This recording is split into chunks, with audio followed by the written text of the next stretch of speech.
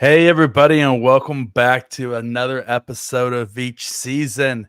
We are your guest hosts, Rocky Magaña and Kramer Sansone, filling in for Chiefs General Manager Brett Veach, who has a very busy time of year right now. With we're on the eve of Chiefs training camp for the year 2024, for the beginning of training camp for the Chiefs to attempt their campaign to do what nobody else has ever done in the history of football, and that is three-peat as Super Bowl champions. So it's understandable that Brett would reach out to us and ask us to guest host his podcast yet again for what is our 576th consecutive episode as the host of each season. Don't go back and look at our episodes. This is episode 576. Take our word for it. I promise you it's 100% accurate. As we speak right now, Bobby Witt Jr. just put up 20 home runs in the first round of the home run derby. He sure did. At the All-Star game. I'm not sure if it's going to be enough to get him through, but I hope it is. We'll see. Hopefully Pete Alonso goes up there and fouls a ball right off of his shin and withdraws from the competition, like first pitch. Oh. And then everybody else like ate bad Chipotle and they just crap their pants when they go to swing. I just want everybody just to shark themselves and then him to get through by default. And then he can just swing away and he hits 40 home runs in the finale and wins the whole thing. That's how I envision this thing planning out. Spot on. But that all being said, what's hot with Crame Dog? So this week, Rocky, NCAA Football 25 comes out. So if you have the deluxe edition, it's out right now. And the standard edition, if you want to get out, wait till Friday. So if you want to spend an extra $30 to get the game right now, I mean, that's up to you. Go for it. But man, Rocky, I haven't got my hands on it yet. It's been a busy day, but it looks fantastic. The stuff that I've watched, I guess it's like basically a remake from the old 2014 game. That's how the gameplay feels like. That's what I was hoping for. So I can't actually wait to get my hands on this to play it because I'm a huge mark when it comes to video games. And then when it comes to college football games, I'm all about it. Dynasty mode's where it's at. I can't wait to build the Mexico State Aggies all the way up to a powerhouse. Like that's my goal. The game's out. Can't wait to play it. And honestly, people want to play football, come for it. Come get these hands. My best friend, his team that he always plays with is the New Mexico State Aggies, and so I know a lot of people that they're very nicely located from a recruiting standpoint. Yep, because you can hit up California and Texas both when you're recruiting with New Mexico State, and they're a small enough school that you feel like you're not just like just playing baseball with the Yankees, right? Or with the Chiefs on Madden, right?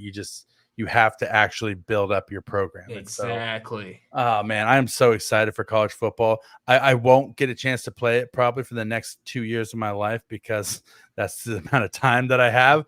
But I have plans to play it and I dream about playing it. And in my heart, I'm going to play it. Like I tell myself I'm going to play it. It's like, I have another friend. He used to always say, like, if you're depressed, plan a vacation. Even if you're never going to take the vacation, just like go through the steps of like planning out a vacation and like where you'd want to go, what you would want to do, because it'll make you feel better. And then in your head, just tell yourself, someday I will take that vacation. I just tell myself, someday I'm going to get to play this video game, and I'm excited for it. It's a good mindset to have. If you can't play it now, you know for a fact you can play it later.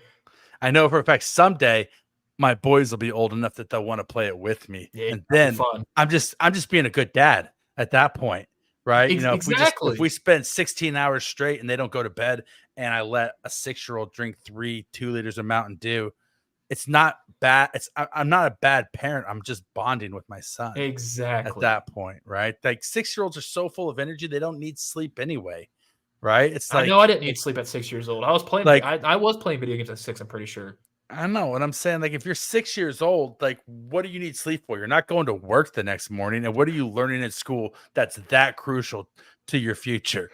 Right? Like if you can't if you can't make up for a couple weeks worth of 6-year-old schooling over the course of your life, then you weren't going to be successful anyway. I'm pretty sure that's the age range where you just have to write your name in multiple times. The funny thing is, when I was writing my name during kindergarten age, I just put Kramer. I didn't even worry about putting my last name on there. Well, and then I'm telling you, Kramer, like what a better way to practice spelling your name and writing your name than doing a create a player and typing their name in for the back of the Yes, jersey over and over again, right? Like exactly. just creating a new version of yourself every single season to try to recruit and fill your team up with versions of yourself. Because you're gonna I have to feel like teach your kid how to put the tilde over the Magaña in your name. Like you got to I show them tell how you, to figure it out. it's not easy. People don't know how to pronounce it. They don't know what it is. Was I It pretty? Was breaks. I good? Yeah, you were. It Okay. breaks certain Caucasian people's minds when they see it a little bit. They're like, "What's that squiggly thing? What's that squiggly thing?" The easiest way to do it is it rhymes with lasagna. It's Magaña. Yep. It's the simplest way to understand it. Lasagna is the one weirdly spelled word that all white people know how to pronounce correctly because they love it so much and because of Garfield. So you just say it rhymes with lasagna, and then people get it. But gamification of spelling is like Hooked on Phonics built an entire like brand from the gamification of spelling, right? So Yeah. is it that much different to have my child learn to spell his name by creating football characters that he's going to play with, and then be able to read? And every time he scores a touchdown, I say, "Look at the screen. Read what name is that? Oh, that's your name, buddy." And Right? And also, then teach them math by touchdowns, by the exactly. scoring of that, extra points, 2 points, field goals. It has it all. Yeah. And by wiping points off the board when that little SOB committed pass interference against me in the end zone, and that and the touchdown got taken away. And they didn't call it. No, I'm joking. But yeah, no, like exactly. Like it has math, it has phonics, it has physics, right? Like Very it's got true. geometry, like you got to take a good line to the ball. It's got hand-eye coordination. I mean, honestly, why are we even sending our kids to school at this age? Why aren't they just playing college football for like 8 hours a day and then learning more than they would learn an entire year of just eating paste and picking their nose in kindergarten? I mean, sign me up. Whenever I have a kid, I will try to get a video game a video game controller in his hands, and especially him playing NCAA football. Are we going to start a charter school where the kids Yeah. just play college football all day long? I mean, And what's we'll the make difference it, between yeah, that and how the universities now are doing esports? There's no other 100%. difference. There's nothing different. And honestly, we could set the language to be in Spanish and be like an ESL school as well, Yes. or like like a foreign language school, Heck, right? dude, Japanese as well. Let's just get all the cultures in there. Yeah, if they want to figure out like a cheat code, they have to Google it themselves, right? So they like problem solving. Like, I mean, guys, I feel like there's You're a not. brand here. Hey, Steve Jobs. Well, no, not Steve Jobs. That's the wrong person. Uh, Steve Jobs is no longer with us. Rest R.I.P. in peace. Elon Musk, hit us up. We got a great business proposal. We just need a few million of funding for our charter school network that we're going to build across the greater United States, focused around college football, video games. But that is what's All hot right. with Cream Dog. It's so hot. It's Oh, so it's hot so right hot. now. It's also hot in Kansas City too. It was a hot one, scorcher today. Oh my God, it's hot all the way across the country. I mean, down here, I just walk out and I feel like I'm just walking across Satan's tit the entire time. It's like ball soup out there constantly. Yeah, just steamy, smoldering ball soup. It's disgusting. It's like I feel like I'm crawling into Bill Belichick's armpit. Like Bill. that's what it feels like. Well, we got some Bill news we'll talk about He's crawling into here in something. a little bit. I mean, and there's just so many hot things going on right now too. Like the show Receiver came out on Netflix. I haven't had a chance to watch that yet, but I mean, Likewise. it looks it's a great. sequel to Especially all the Cheerleader. clips that Devontae's pissed off at. Oh yeah, Devontae's so pissed off. Yeah, so it's a sequel to Quarterback, right? There was the Dallas Cowboys Cheerleader, show on Netflix as well. Me and my wife watched that. She was really into that one. It was probably not as good as Receiver, but it was football related, so I went along with it. And then also we have the Hard Knocks off season with the New York Giants, which just shows what a train wreck the New York Giants are as an organization. See, how many episodes you've watched? Because I have yet to open it up. Is it pretty good? It's decent. It's decent. I only watched like the first couple episodes. But all in all, the biggest takeaway is that there's a reason why the Giants are as terrible Okay. as they are. Okay. And we'll just leave it at that. This isn't a Giants podcast. I don't feel inclined to give them any airtime that they don't deserve. They just basically they suck, and their GM doesn't actually seem to have a plan. And you can see that shows constantly, and you could see in the eyes of his guys when he says something. Sometimes they just stop and they just question. They're like, did he really like when they're listening to him, their head just turns a little bit, and they're just like, what the F are you talking about, man? And so that's not good. That's not good at all. Yeah, no. And then also House of the Dragon is out as well. You know, the Game of Thrones spinoff. I've never watched a Game of Thrones episode. Oh, you are missing out, my friend. It is I watched too much of this to where I don't have time to and this is a baseball in my hand for you audio listeners. So speaking of that, we need more. We need more people on YouTube checking us out. So if you're listening to us on audio, just hop on your computer and look at these beautiful mugs. You know, like it's so much better if you get to look at Kramer Sansone's starry, doughy eyes throughout this entire thing, and his beautiful smile. Look at that. That's a smile. Stop it! You're making me blush. That would launch 1,000 ships of people going to war to defend the love of right there on Kramer Sansone. So if you're not watching this on YouTube, you are missing out this beautiful man. Like Louis Zamet doesn't have shit on Kramer Sansone from a looks department. Okay. Except for the fact that like Kramer's like if like a Confederate war general. Okay, bring this back up. Like if Louis Zamet was in the Confederate Army, he would look like you, but only you look better than that. Okay, I don't know where this is going, Rocky. Let's just anyway, we said we're going to keep it tight tonight because the whole Red Derby's on. So enough of this. So let's we'll move on. So you know what time it is right now, Kramer? It's time for Pop Kingdom. Wait, hold up 1 second, Rocky. You're just glossing over the fact I am someone glossing over. Someone did something for us. Look at it. I'm just over here just glossing away, just like a little glossy boy. You got distracted with my charming boy good looks. I tell you what, once I see your face, all I can do is just I get lost in your eyes and your smile. And I don't even know where I am or who I am. Like it's like every meet cute in a movie happening all at the same time. You're making me blush, dude. I hope so. Because I want you to feel as much for me as I feel for you. The oddest thing is you're actually making my eyes water up right now. It's weird. Beautiful. It's hot in this apartment. If you can tell, like I got sweat a little bit. Yeah, it's hot here. There's a certain time of the year it just gets so hot that like the air conditioner is just doing the best it can to keep you alive. And I don't want to turn up the air conditioner because I don't want to pay that extra bill. So it's like, that too.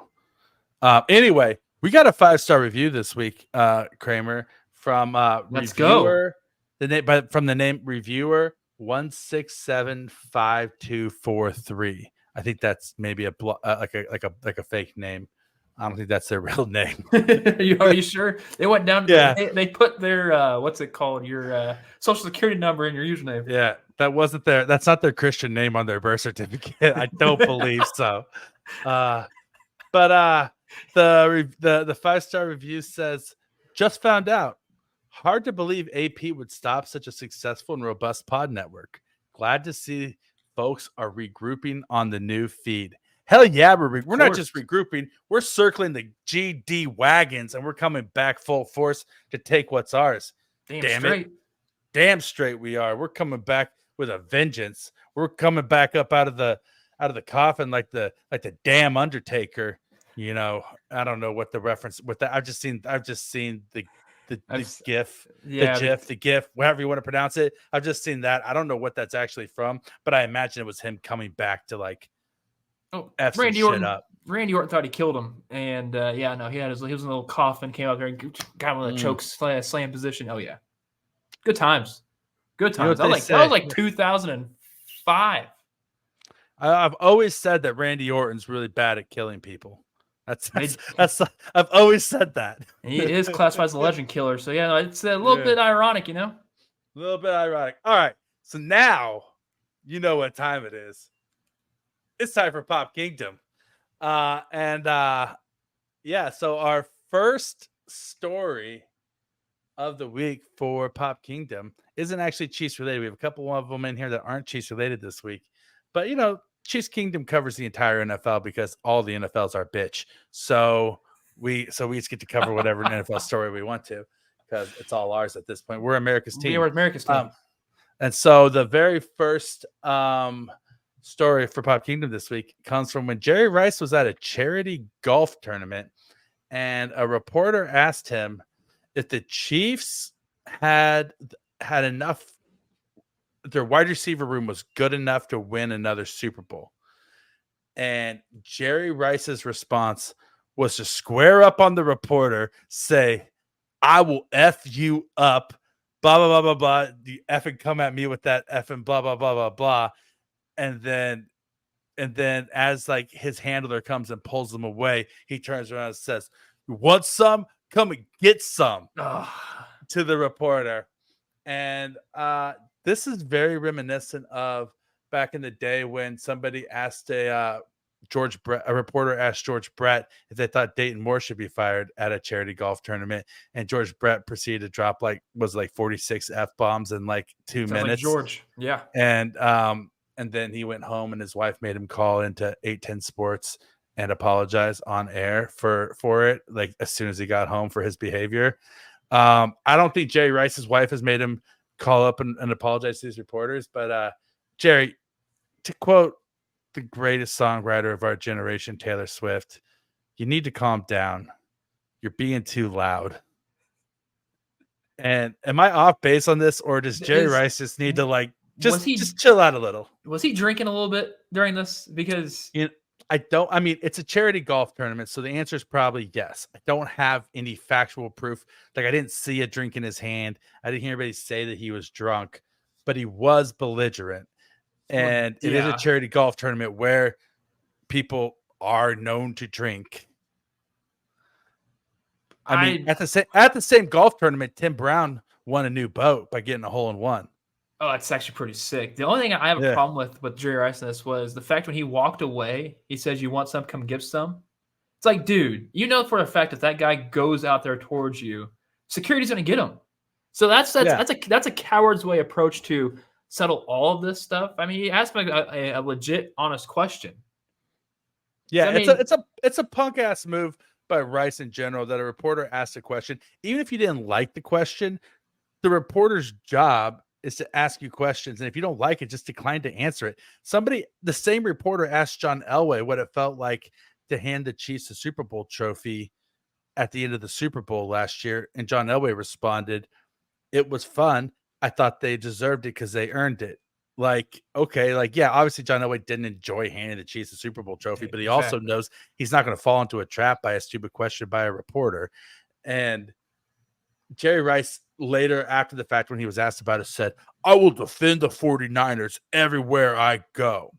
Dude, you didn't defend anything. You didn't say the 49ers have a more talented roster. You didn't list the reasons why the 49ers have the firepower to stop the Chiefs wide receivers this year. You literally squared up on a guy who was smaller than you as a professional athlete and then threatened him with physical violence for asking a question. What you did was make the 49ers, by association to you, look like a bunch of mindless dumbasses. And it's also not like he turned his back on the 49ers once. He joined the AFC rival from the 49ers when he went to go across the bay to play in Oakland. So yeah, it's not like you can pledge your allegiance to a team now. I mean, I guess you can. I mean, didn't Tony Gonzalez say he's a Falcon for life? So I get it. I understand. So just stop being a douche. There's no need to be a douche in this. Every player, after they retire, says, "Oh, I'm a 49er for life." But during their career, they pledge allegiance to the U.S. dollar of the United States of America and getting as many of them as they can. And that's why Jerry Rice went to Oakland, because he was trying to get a quick, they paid him. And so, like, I don't know, Jerry, chill out. Like Yeah. you're not defending your team, and you come off looking like an ass. In other news, next story up in Pop Kingdom, Bill Belichick comes out that he has a new girlfriend who is now 23 years old. Oh, he's Maybe going younger. Just turned 24. They've been dating since 2021. Oh, hold up. So Is this the do the math mistress? there. So this is well, they met in 2021, I guess. I guess they wouldn't officially start. The story is they didn't start dating until him and his other lady broke up. Oh But God, they she were was 19. but they were in contact. I think she was technically 20. I think she was Okay. 20 at the time. They met on a flight from to somewhere in Florida. She sat next to him and he autographed her book. And the book was titled, let me bring that up for you really quick. He autographed her copy of the book Deductive Logic. And the inscription that TMZ posted from it says, her name is Jordan. Jordan, thanks for giving me a course on logic. Safe travels. Signed, Bill Belichick. And then he proceeds to list all of his Super Bowl victories underneath it. A 72-year-old Bill Belichick who was 69 at the time, shooting his shot with a girl 49 years his younger, who is a college cheerleader. Nice. What do you think? What's your opinion about this, Kramer? Give me your full spectrum of your opinion on this topic. Is would Gilf work on this for Bill Belichick, Grandpa? I'd like to. Is that how this girl envisions Bill Belichick, because he has that Grandpa-esque barrel chest? He's up there doing his thing. I mean, is this also the ring camera girl that he came out of, where he was just topless going to his car at like 6 o'clock in the morning in Massachusetts? I think it's you know what, this is Veach season. We love. And you know what? If Bill Belichick loves this 23-year-old female, you know what? Congratulations to you two both. But the hilarious thing is the fact that he dated every single Super Bowl victory in that book. That's he's funny. like, Bill Belichick's something. You know, when I shoot my shot with a girl, I hand her my resume. And I say, that's basically what he did. Here's why you should want to go out with me and be my significant other and hook up with me. That's exactly what he did. And all I can say is that I hope they're very happy together. They are both consenting adults of age, even though he's 3 times her age. I just hope that he pays off her student loans for her so that she's not saddled with that debt as she enters into independent adulthood. Yeah, as he's in the twilight of his career. That's also too. I hope he's not falling for a person who just wants the dollar bills. You know I hope he is. I hope he is 100%. Oh, come on, you can't. We love Rocky. You can't love for the wrong reason. I do love, and I think that he's going to love her regardless. And I think that if he feels loved, and she takes one on the chin, and in which way, and makes him exactly. He takes it on the chin, the forehead, where at whatever various other body part where that sort of thing might land. You better start getting them pills ready, because that's 23-year-olds. They like the buck, I'm saying if she takes it for the team, then and makes him feel loved, then she deserves the benefits of his financial security. I'm not I'm not a guy who's going to begrudge a gold digger for finding financial security, because that's something hard to do in this life, right? And as long as they're both consenting adults and they know, and it's all above board, and they both know the name of the game. Like Bill knows that he gets this hot young thing, and she knows that she gets a sugar daddy to take care of her. Then that's their life, their choices. But I hope that Bill, good job. Do you, Bill Belichick? Good job, Bill. To the girl, I hope that this is a situation where you also have a very healthy relationship with your father. Yes. As well. I'm getting questions here. Yeah, exactly. All right. Anyway, next topic in Pop Kingdom. Jordan Addison, Vikings wide receiver, was arrested for a DUI. This comes after getting arrested last offseason for driving 140 miles an hour in the middle of the night. Jordan Addison not making the best decisions off the field. And I just say, with all these stories we said so far that aren't Chiefs stories, I'm just happy that yet another week with just positive Chiefs stories, and all this other offseason bull crap is just every other team and not us. As we head into training camp this week, everybody seems to be locked in and ready to go, and everybody else is doing stupid stuff. It's great. This sucks. Jordan, you should know better. Like, there's no reason for you to be drinking and driving on this. And I'm actually happy it wasn't a Chiefs player. I'm not happy that the fact that this actually happens, because this happens way too much. Heck, was it Van Gundy was the one talking about how many beers something on some resume last week, which like out of pocket, shouldn't have even said any of that stuff. It's too accessible for people to do this, and it's annoying. But I am glad it wasn't a Chiefs player. I'm glad it wasn't a Chiefs player. Yeah, it's stupid that it happened, especially when you have people passing away like what happened with, last week. And then there's people dying every single day, from drunk driving deaths in a day and age where there's literally like Ubers, like literally circling you like sharks on Shark Week, which Shark Week was on this past week too. Yeah. But like you have living in a day and age where you have just a safe ride home at your fingertips, and then also somebody who will for a few bucks take you back to your car in the morning too, in another Uber, right? Like all you got to do is just pay some money, and you don't put other people's lives in jeopardy, and you don't end up getting arrested, probably getting your license suspended, and also probably getting suspended. Like you didn't want to pay $60 for Ubers, so instead you're going to lose like 6 game checks. Like, yeah, that's just financially it doesn't add up at all. Yeah, people just don't think. You're not in the right mind when you've had a few, but just take a deep breath and just try to make the smart choice. Can't agree more with you than that, buddy. Yeah. Another news, Andy Reid is going to be on Chase Daniels and Diana Rossini's podcast on The Athletic this week. And in it, they asked him about Taylor and Trav.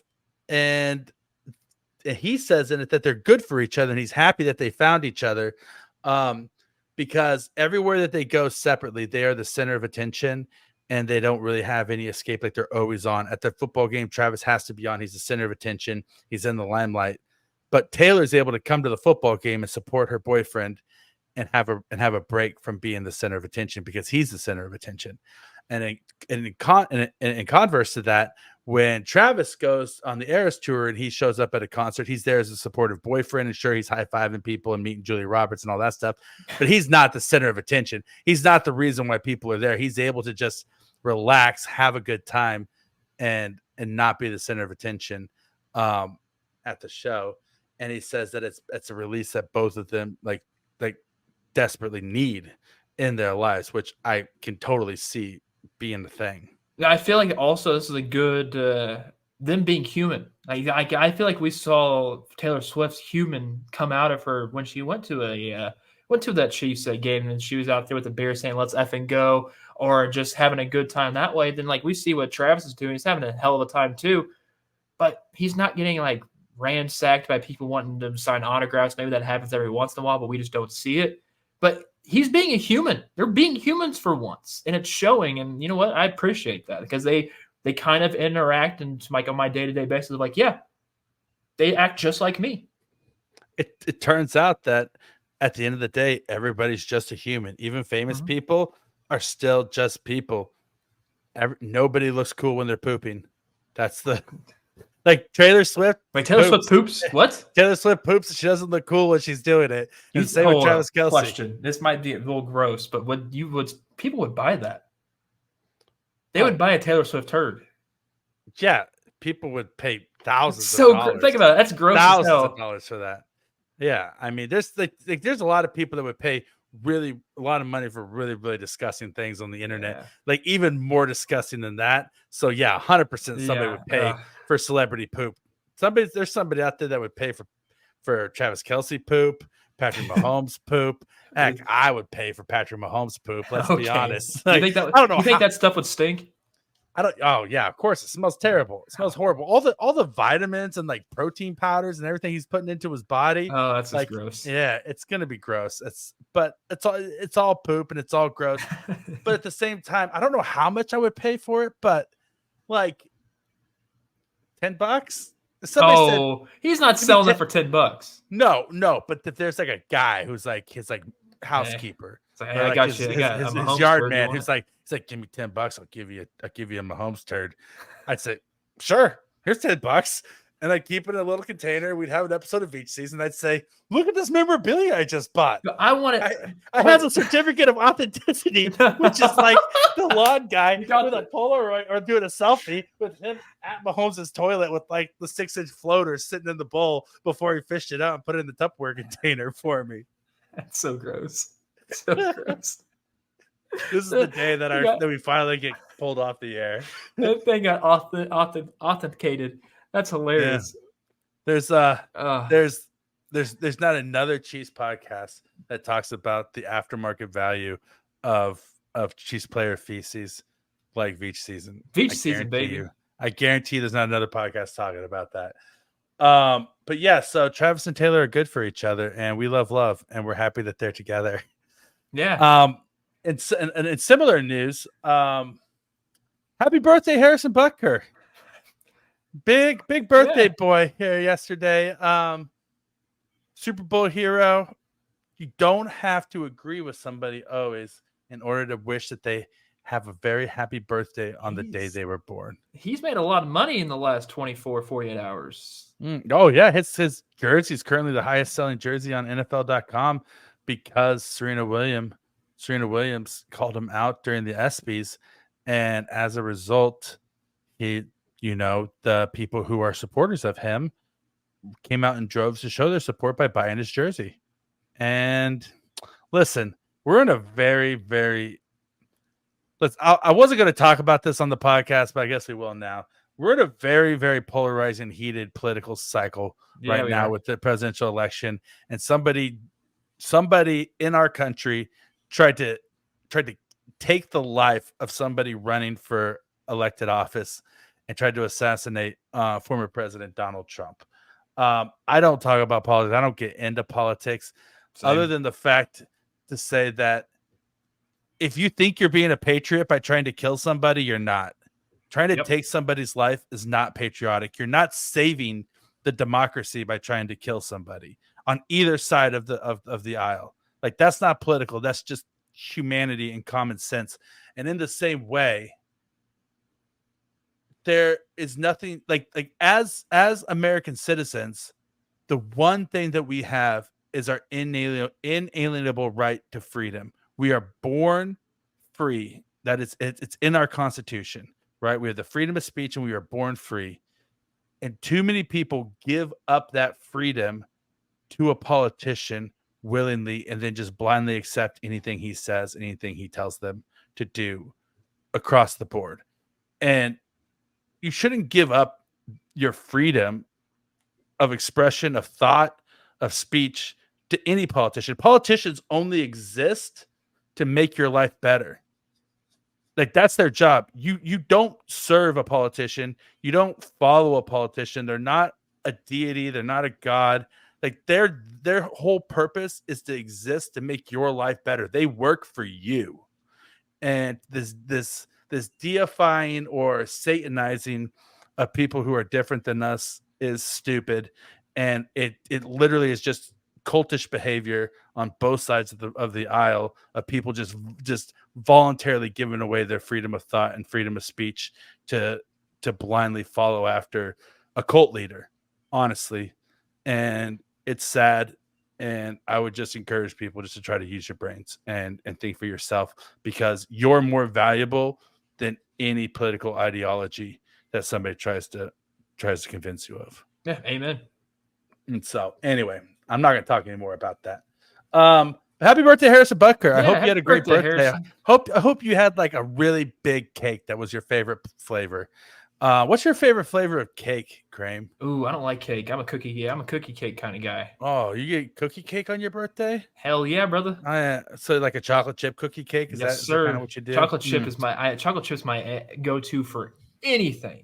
Growing up, going to school, whenever anybody had a birthday, they always brought the cookie cake to school, and that was like the go-to where you were like, "Yeah, this is just a big piece of cookie, and they Yeah. don't know that we're getting a cookie that's this big." Like, yeah.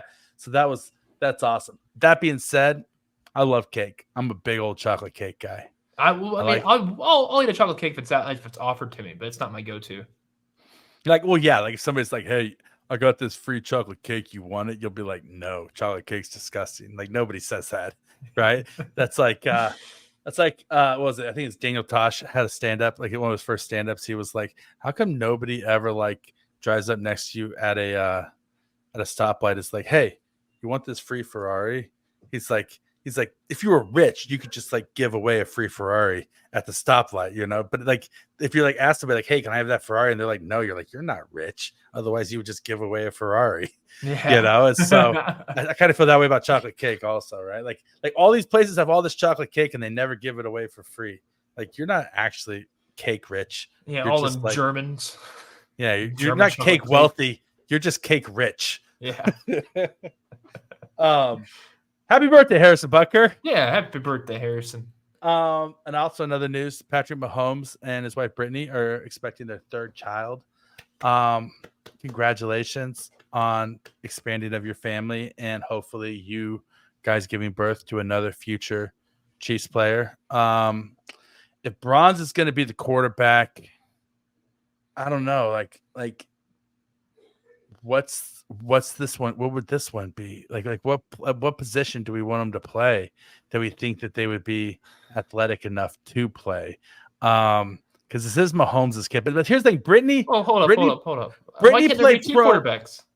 Well, that's true. We could have two. We have because you don't want to have a Cain and Abel situation where one of them kills the other one to be the starting quarterback on the practice field. Was it 1 or 2 year difference between the two? Is it 1.5, maybe 2? 2. It's probably 2. So if it is a boy, which I'm not sure if they even released a gender yet on that. There even has a gender. No gender yet.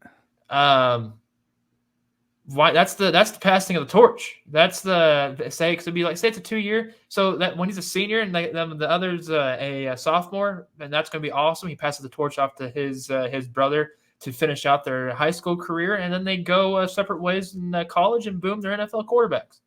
Yeah, but they can't both play for the Chiefs then. Well, Rocky, you can't be that greedy having both Mahomes on the Chiefs. I can. No, you just can't do that. No, yes, you draft Bronze Mahomes as your quarterback, and then 2 years later you draft what's after Bronze, Platinum Mahomes, whatever. I don't know what it's gonna be. I think Sterling is silver, Bronze Platinum is the third. I have a question. If it is a boy, is it going to be Patrick Mahomes the fourth? You can't do that. I don't think you can do that. No. Patrick Mahomes is Patrick Mahomes is the third, so Bronze is the fourth. That's why he's Bronze. So Patrick Mahomes the fifth. Is it going to be like a George Foreman situation? Are they going to call him El Cinco? Can you do that? Like, can you have like another Patrick Mahomes type of like the fifth almost? Even though, like, I don't know, can you? I feel like that'd be Bronze's say to have the fifth because it always goes down like the pecking order. I mean, listen, my middle name is Michael, and then my parents named my little brother Michael as his first name. Some people just don't know that many names. Some people are like, I got 3 names that I know and I like them all, and one of them is my own, and the other, and I named my first boy that, and I'm naming my second boy that. That's great. And so that's great, actually. Yeah. So I hope that they don't name it Patrick Mahomes the fifth. But if they do, what? Crimson. That's another. There you go. Kind of like Crimson. Sick. It's kind of sick, actually. Yeah, Crimson Mahomes. If he's like Crimson, his name is Crimson Mahomes. He has to be like a safety or like a cornerback at that point. But he'd really have to get his mom's athleticism. Because Yeah, you're right. She was a professional soccer player, so we need her fleetness of foot to really, really come through. Because you can't have a cornerback out there doing the little old man dad shuffle that Patrick Mahomes does, where he looks like Carl from Family Matters trying to run down the field, but somehow he does it very quickly. Yeah, no, that would be nice. Yeah. All right, moving along. So Hallmark movie coming up this year. We've talked about the Chiefs Hallmark movies coming out. And new development is that Andy Reid, Mecole Hardman, Clyde Edwards-Helaire, George Karlaftis, and Donna Kelsey are all joining the cast that are going to appear in the movie in some way, shape, or form, alongside of Diedrich Bader, who's famous from the Drew Carey Show and also Office Space, which I think he's hilarious. I love him. It's great. He has such great comedic timing. This might actually be the greatest Hallmark movie that has ever been made, and I cannot wait to watch it. I cannot wait to watch the acting ability of Clyde Edwards-Helaire. Like, I don't know why. I just think he's going to shine in this for no apparent reason. And then he's going to have, I think he strikes movie deal after this. Like, he will be an extra, or he'll be an extra another person in a cast member some other time down the road. I think this is where his outlet truly is. Oh my gosh. I think that yes, Clyde Edwards-Helaire is going to be awesome. And I also can't wait to see how awkward George Karlaftis is. Oh yeah. Acting in this movie. Because there's one thing that George does not strike me as. It's like the guy who's gonna shine on the silver screen. Right? You know? He's not a very good conversationalist, but he's a very good man. He's a very good man. And it's like it'd be like Rob Gronkowski being in this movie. But it could be like the language barrier almost. I mean, there really isn't much of a language barrier to him. It's not his first language, though. Exactly. So, I just can't wait to watch it. It's going to be great. Just show me all the Chiefs faces I can get in the movie at once.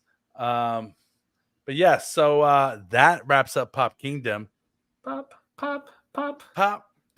Now it's time for our Chiefs update of the week, and we actually talk about what we consider real Chiefs topics and news. There's going to be a lot more of these starting next week because training camp is starting this week. And with that, we'll just go ahead and just jump straight ahead to the week one training camp schedule for you. Just kind of let you guys know what's going on with that. So training camp. So rookies and quarterbacks report to St. Joe, to the hometown of one Kramer Sansone and Confederate soldier Jesse James, the train robber, were both from St. Joe, and my father as well. All the Magaña clan is actually from St. Joe. They're all there now still. Really? So yeah. Do they patrol the south, the central, the north? Oh man, they are all over. All over. Okay. They are all over. They just have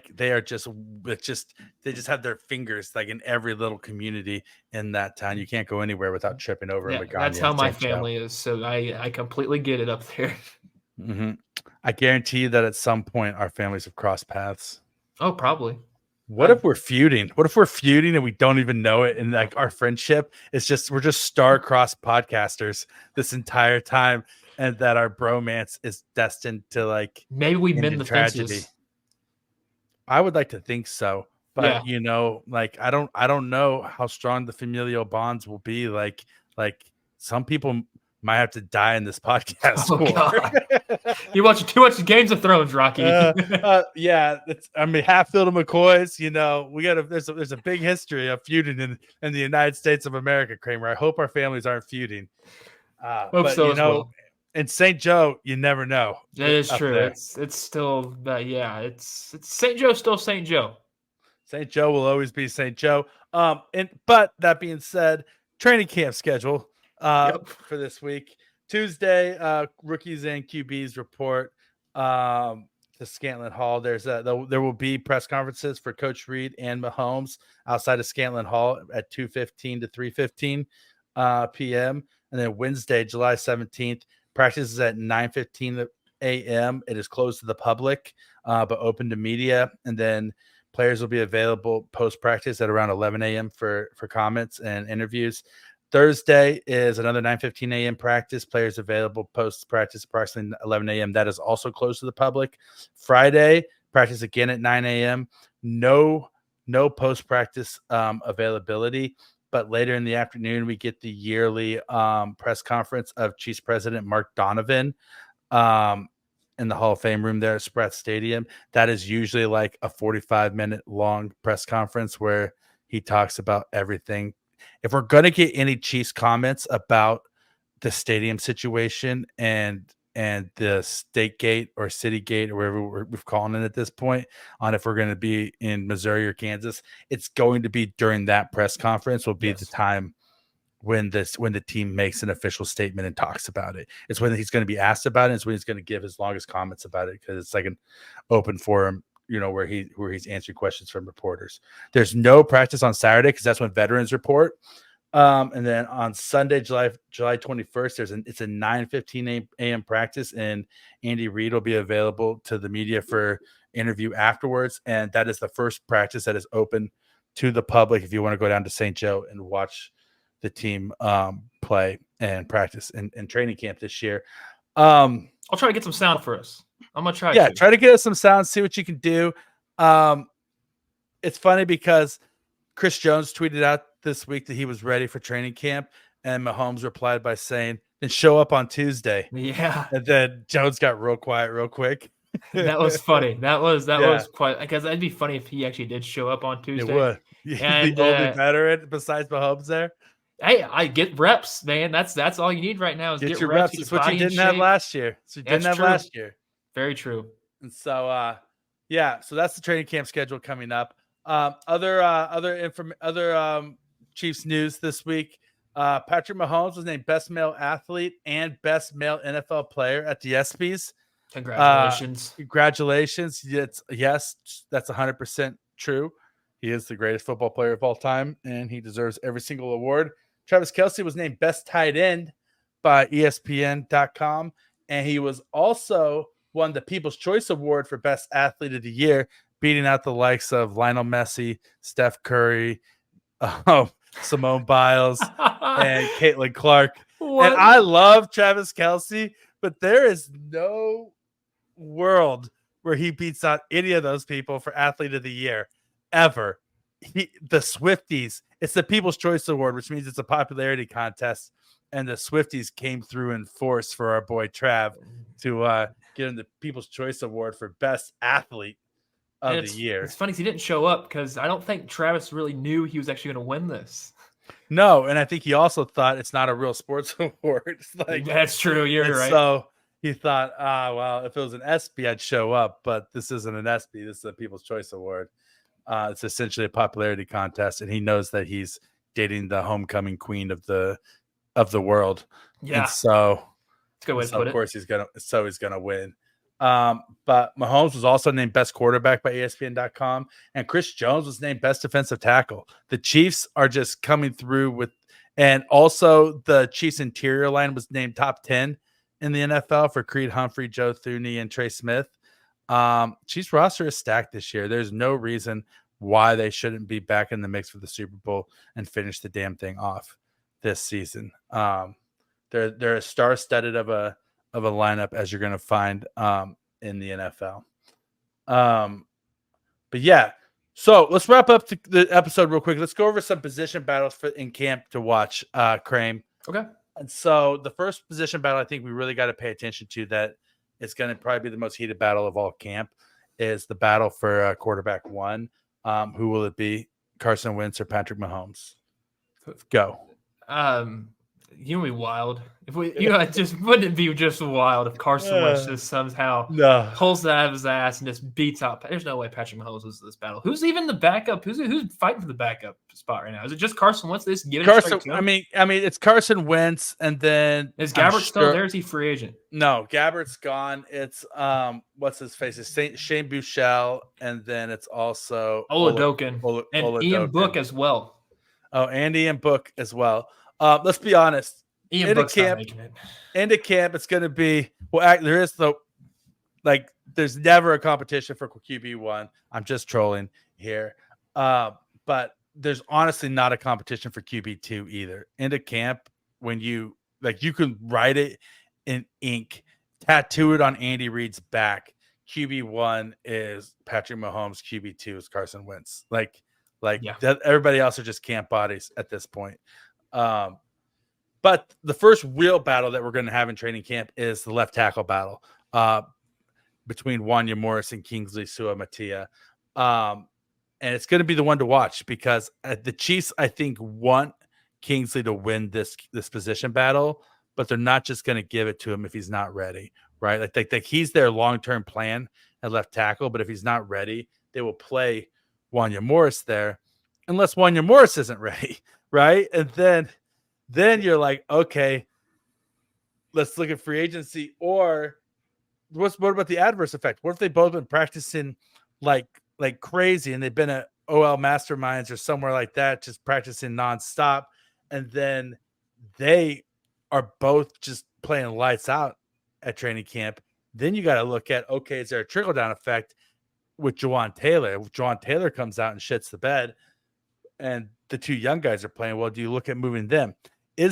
Will Lucas Niang be healthy and wake up and claim us and start fighting for a spot?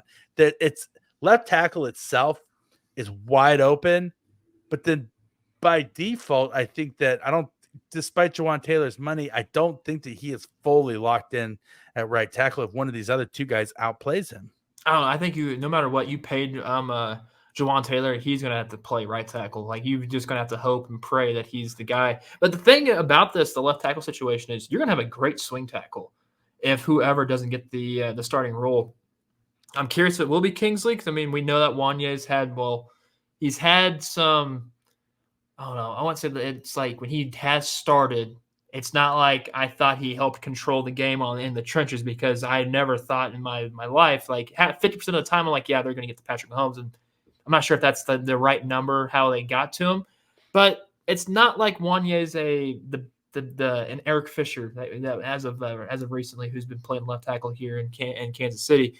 Eric Fisher is great. You can't compare him to that. I mean, you could probably at some point compare him to Kingsley Suamataia, hopefully, but it's wide open. It's wide open, and sure, Wanya has more starts under his belt by default. He wasn't great, but at the same time, he wasn't like the worst tackle. True. In the NFL when he was in there either, right? And so he played like a 65 overall player on Madden. That's the best way to put it. His best reps, he was a 72. Yeah. And you know, like if Kingsley doesn't come out and play like at least as a 72 and take consistently and take the job away from him, there's a chance that Wanya gets it. Other camp battle to keep an eye on is running back 3. Listen, Pacheco's the starter. Clyde is the backup. Those two write it in stone. But then after that, I just got a notification here. Bobby Witt Jr. is in the final 4 of the home run derby. Oh, nice. Oh, buddy. All right. So anyway, running back 3 battle. Is it going to be Deneric Prince? Is it going to be Luis Rees-Zammit? Is it going to be Keontae Ingram? I think it's probably going to be Deneric Prince, and then they'll keep Luis Rees-Zammit as just kind of like a specialist kind of role. But I like that. I like that a lot. That's not bad. That's probably what's going to happen. Can FAU push Mike Dana for snaps? No. Right? I mean, I don't think he will, but he has to kind of if you want him to be a productive player. Because when Omenihu comes back, he's going to be pushing Dana for snaps. So if FAU wants to be in the mix this season at all, especially later in the season when Omenihu's back, he's going to have to start pushing Dana for snaps early and show some serious development. Otherwise, he may once again find himself at the bottom of the roster. I think it was a tell when they brought back Mike Dana. I'm not saying they're losing hope in FAU or they're not what's the word? Like they're not as intrigued by him right now.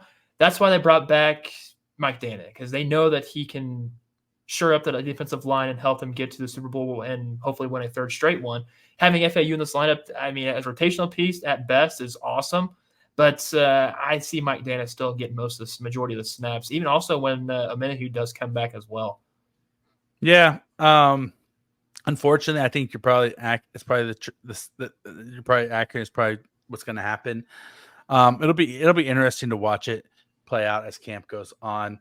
And then can Jaden Hicks unseat Brian Cook as safety number 2?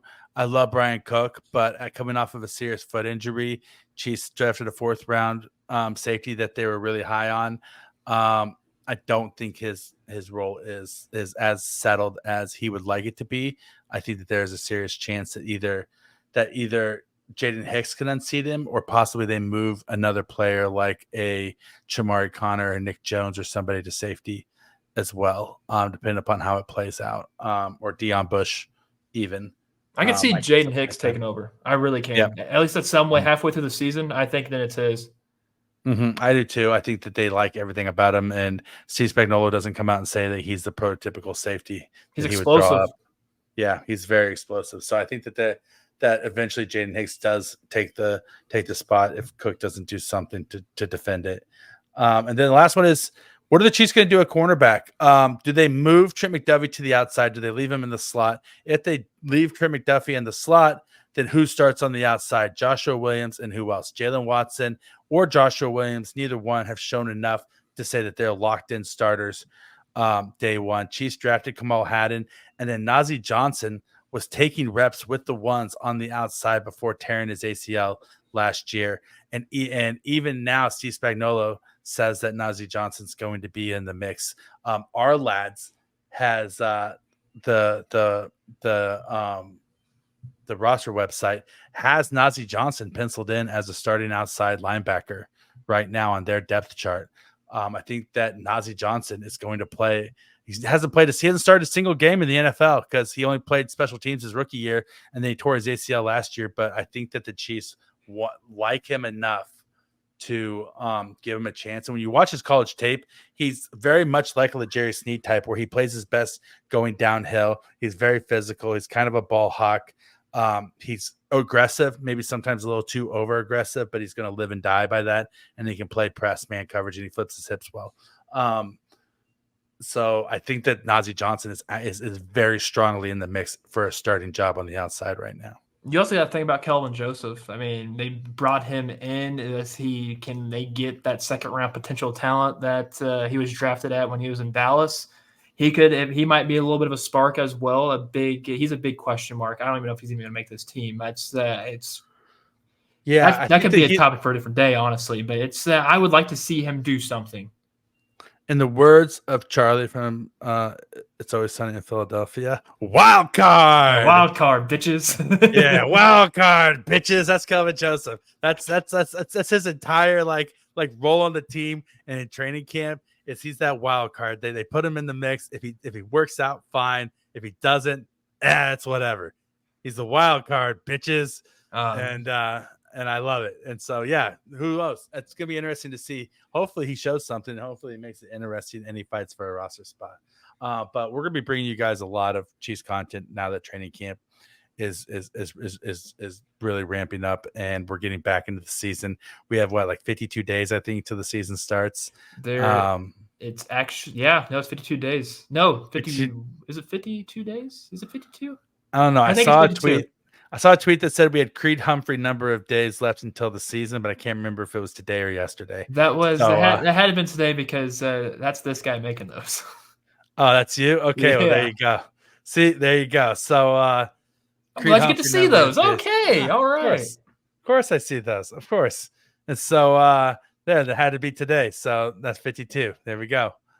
All right. Well, that's all we got. Let's get out of here and go watch Bobby Witt Jr. win a home run derby. Everybody, thank you for the privilege of your time of watching the show with us today. I'm Rocky Magaña. He's Kramer Sansone. Just love each other, be good to each other, and realize that there's more important things in life than whatever is going on in the news or politics or sports or whatever. Think people matter and just treat people like they're people. Have a great week.